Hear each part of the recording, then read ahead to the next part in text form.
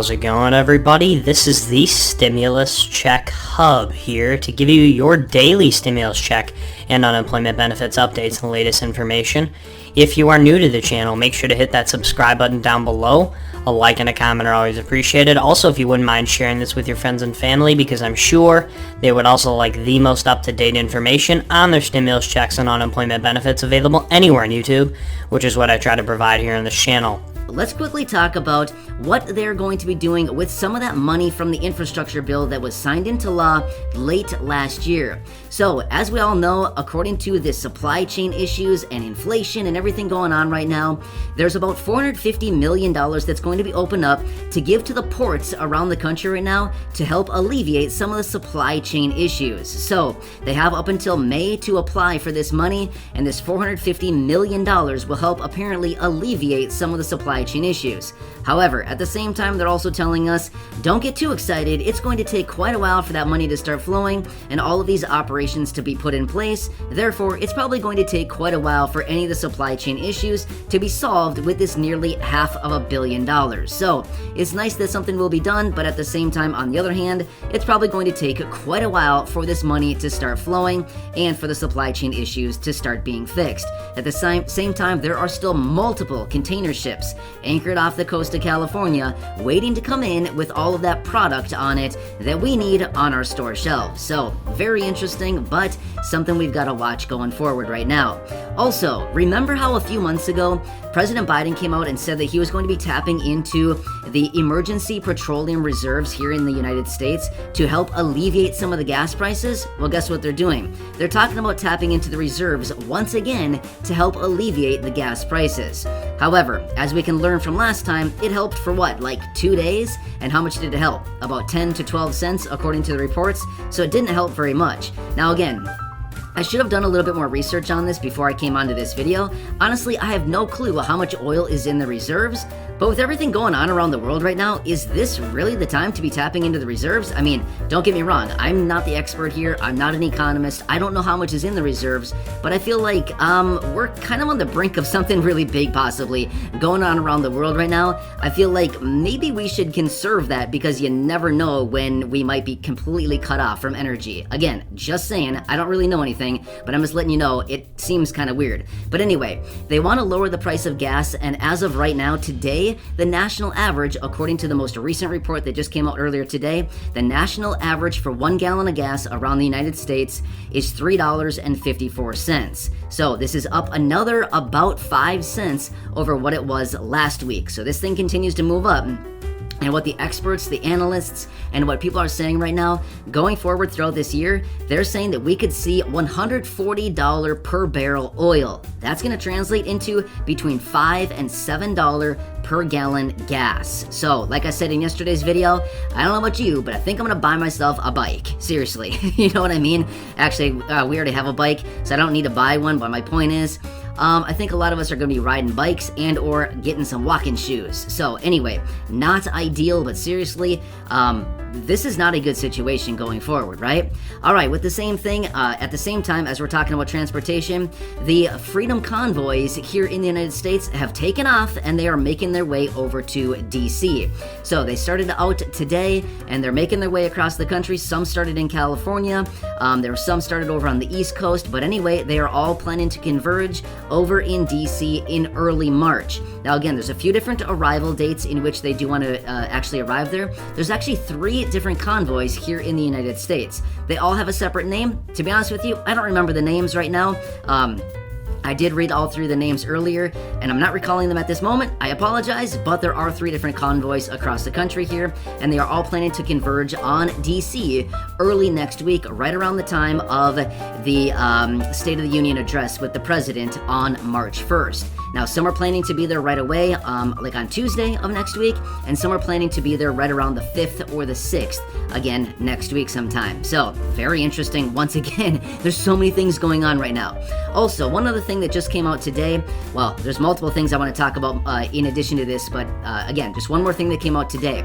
So remember here, one of the provisions in the stimulus package, otherwise known as the Build Back Better agenda, was the SALT deduction, the repeal of the $10,000 cap on SALT deduction, and they wanted to raise that. Well, A new proposal was actually just released today. Here's what they're actually including in this. Repeal the $10,000 SALT deduction and raise it up to $60,000 for those individuals earning over $400,000, provided that they have a net worth of under $1 billion.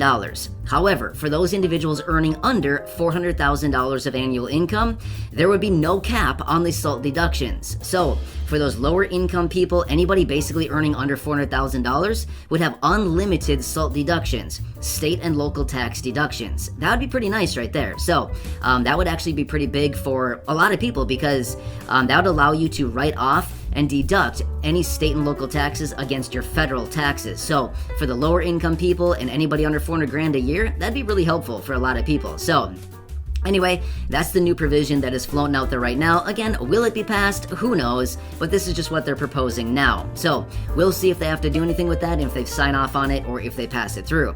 Let's quickly talk about the stimulus package now. Again, like I said earlier, a lot going on right now. Seriously, there's so much going on. It's unreal. When I read through this stuff, it's like, how can this much stuff be going on around the world? But I guess when you have, I should say around the United States, but I guess when you have over 7 billion people in the world and like 333 million people here in the United States, there's bound to be some big things going on. So anyway, let's quickly talk about the stimulus package. So Congress is starting to finally realize that their policies are not actually working right now. Yeah, believe it or not, they're starting to recognize that the policies that they have been introducing or that they've been actually passing through are not working. The American people are struggling and they're trying to figure out what they can do going forward to bring that very much needed relief to the American people as quickly as possible.